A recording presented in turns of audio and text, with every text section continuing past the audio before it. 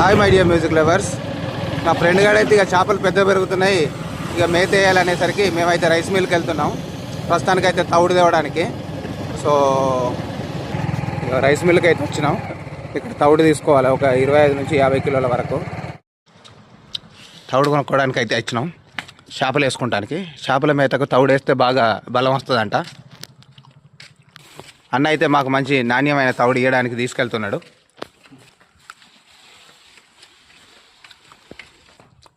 మొత్తానికైతే తౌడు కాడికి వచ్చినాం. ఇదే తౌడు. ప్రస్తుతానికైతే ఒక 25 కిలోలు తీసుకుంటున్నాం. అన్న తౌడు అయితే నింపిస్తాను మాకు.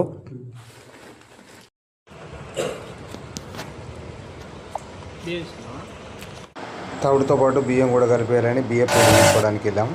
ఇదే బియ్యం పిండి.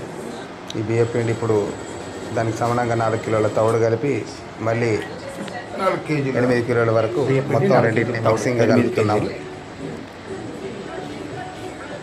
ఇది మిక్స్ చేసి రోజుకి పొద్దున 1/2 కిలో, సాయంత్రం 1/2 కిలో ఇవ్వని చెప్పేసి ఫీడింగ్ సమాచారం.